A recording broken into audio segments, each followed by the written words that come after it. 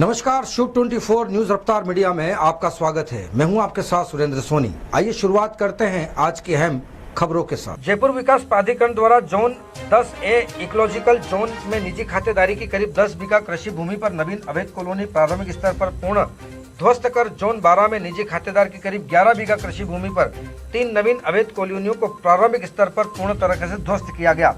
मुख्य नियंत्रक प्रवर्तन धर्मेंद्र कुमार यादव ने बताया कि जोन 1 के क्षेत्राधिकार इकोलॉजिकल जोन में ग्राम जामडोली जिला जयपुर में करीब 10 बीघा निजी खातेदार कृषि भूमि पर जेडीए की बिना स्वीकृति अनुमोदन एवं बिना भू रूपांतर करवाए भूमि को समतल कर विनायक एंक्लेव के नाम से विगत दिवसों में मौका पाकर रातों रात बनाया गया, जिसमें मिट्टी, सड़क, बाउंड्री वाल व अन्य अवैध निर्माण बनाए गए, लेकिन अब इन निर्माणों को तोड़ा गया है। जेडीए द्वारा जोन 12 के क्षेत्राधिकार कालवाड़ रोड स्थित के पास गोविंद विहार कॉलोनी में रेम हॉस्पिटल के पीछे करीब 3 बीघा निजी खातेदार कृषि भूमि पर जेडीए की बिना स्वीकृति और बिना रूपांतर करवाए उस पर समतल कर उस पर शंकर विहार के नाम से कॉलोनी बनाई गई। साथ ही इसकी सूचना मिलते ही प्रारंभिक स्तर पर आज जोन 10 और 12 में राजस्व तकनीकी स्टाफ की निशानदेही पर दस्ते ने जेसीबी मशीन से अतिक्रमण मुक्त किया। बीकानेर जिले के बीकानेर खाजूवाला उपखंड क्षेत्र में शिक्षा के मंदिर में शर्मनाक हरकत का मामला सामने आया। 9 वर्षीय बालिका के साथ मारपीट व छेड़छाड़ का आरोप लगाते हुए सरकारी विद्यालय के 2 शिक्षकों पर मुकदमा दर्ज किया गया है। पीड़िता के पिता ने पैरा टीचर हंसराज मेघवाल पर छेड़छाड़ व मारपीट का आरोप लगाया, तो वहीं राजकीय विद्यालय के शिक्षक रमेश पर भी जाति सूचक गालियां निकालने का आरोप लगाया। घटना के बाद खाजूवाला पुलिस थाना में दोनों शिक्षकों के खिलाफ मुकदमा दर्ज हुआ। थानाधिकारी राम प्रताप वर्मा ने दिखाई तत्परता से मामला दर्ज किया। डीवाईएसपी विनोद कुमार इस पूरे मामले की जांच कर रहे हैं। खाजूवाला थाना क्षेत्र के राजकीय विद्यालय का ये मामला बताया जा रहा है। अजमेर के अलवर गेट थाना क्षेत्र में स्थित बिहारीगंज में संचालित प्ले स्कूल के संचालक पर नाबालिग के अश्लील हरकत करने के मामले में अलवर गेट थाना पुलिस ने तुरंत कार्रवाई करते हुए आरोपी प्ले स्कूल संचालक गजेंद्र मिश्रा को गिरफ्तार किया। स्कूल संचालक गजेंद्र मिश्रा द्वारा टॉफी के बहाने उसे कमरे में ले जाकर बालिका के साथ अश्लील हरकत की थी। बच्ची रोते हुए जब घर पहुंची और अपनी परिजनों को आप बीती बताई, जिस पर परिजन द्वारा अलवर गेट थाने में शिकायत दी गई। अलवर गेट थाना पुलिस ने पॉक्सो एक्ट में मुकदमा दर्ज कर जांच शुरू कर दी। आदर्श आचार संहिता की पालना में विधानसभा चुनाव को लेकर डिडवाना जिला पुलिस व प्रशासन अलर्ट मोड पर है। 25 नवंबर को राजस्थान में मतदान होगा। इसी को लेकर जिला collector Sitaram Jat, SP Praveen Noonawat, ADM Shivram Verma, returning अधिकारी जीतू कुलहरी सहित अन्य अधिकारियों के साथ कांस्टेबलों के काफिले के साथ फ्लैग मार्च निकाला गया। मार्च के तहत जिला कलेक्टर ने आमजन से संवाद कर चुनावी संबंधी जानकारी दी। यह फ्लैग मार्च बांगड़ अस्पताल चौराहे से शुरू होकर बस स्टैंड, नगर परिषद, नागौरी गेट, महिला महाविद्यालय, भगत सिंह सर्किल, कायम नगर, मदीना मस्जिद चौराहे से साल्ट रोड बस स्टैंड होते हुए फ्लैग मार्च निकाला गया। विधानसभा चुनाव 2023 के संबंध में सेक्टर अधिकारियों द्वारा 2 दिवसीय प्रशिक्षण डूंगर कॉलेज बीकानेर में संपन्न हुआ। सेक्टर अधिकारियों को संबोधित करते हुए जिला निर्वाचन अधिकारी भगवती प्रसाद कलाल ने कहा कि सेक्टर अधिकारियों को प्रशिक्षण देने का उद्देश्य उनके कर्तव्य और दायित्वों के बारे में बारीकी से जानकारी देना। सेक्टर अधिकारी हेड्स ऑन प्रशिक्षण प्राप्त करें, जिससे आवश्यकता पड़ने पर वे बेहतर समय में स्थापित कर सके। जिला निर्वाचन अधिकारी ने निर्वाचन नियमों को गंभीरता से पढ़ने और समझने के निर्देश देते हुए कहा कि मतदान प्रक्रिया को सफलतापूर्वक संपादित करवाने में सेक्टर अधिकारी भूमिका में होते हैं। सेक्टर अधिकारी अपने निर्धारित क्षेत्र में भ्रमण कर उस दिन की पूरी रिपोर्ट प्रस्तुत करें। स्वयं आदर्श आचार संहिता की अनुपालना के साथ साथ मॉडल कोड ऑफ कंडक्ट को बनाए रखने में सहयोग करें। अभी हमारी द्वितीय ट्रेनिंग है और हमने जो प्रश्न पत्र निर्धारित किए हैं, हमने तय किया है कि अगर कोई 90% से कम लाएगा तो उनको हम दोबारा ट्रेनिंग कराएंगे, और अगर कोई लापरवाही रहती है ट्रेनिंग प्राप्त करने में या इनसेंसिटिव रहती है तो ज़रूर हम उनके खिलाफ अनुशासनात्मक कार्रवाई करेंगे। अलवर जिले के तिजारा में भारतीय जनता पार्टी के द्वारा अपनी पहली सूची में 41 उम्मीदवारों की घोषणा की गई, जिसमें तिजारा विधानसभा से अलवर सांसद महंत बाबा बालकनाथ को टिकट दी गई है।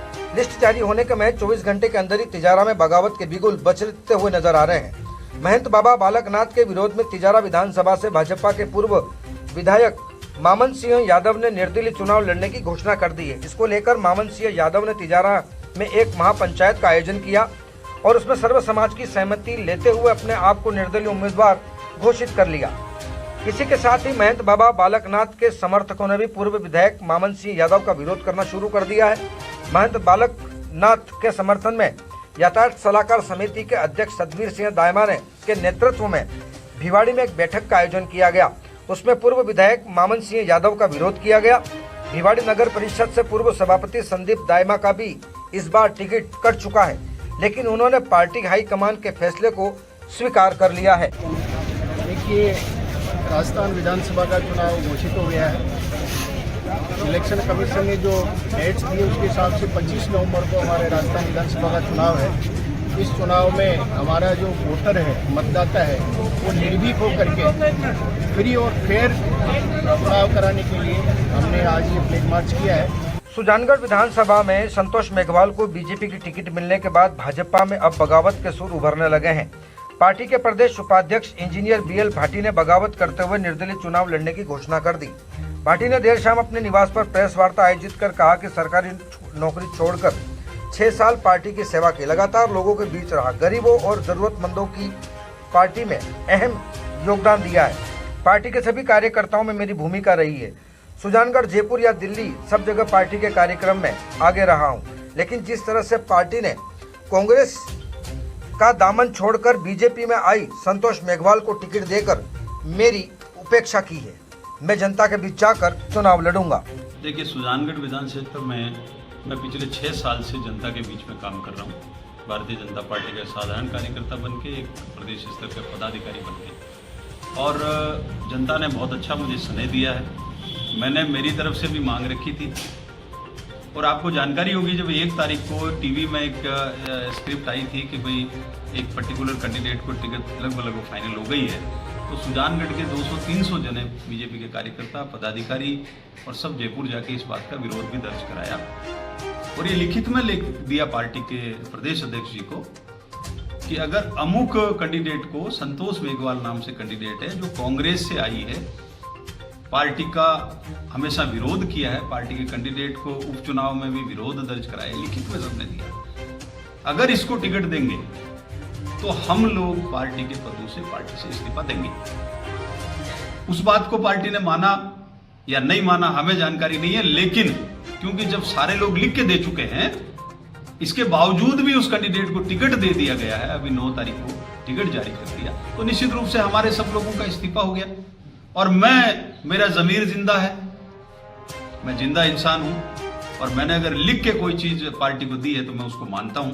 मेरी बात को पार्टी ने सुना नहीं, जनता मेरे साथ है, जनता का आज 6 साल से मैं जनता के बीच में घूम रहा हूं, लोग प्यार करते हैं।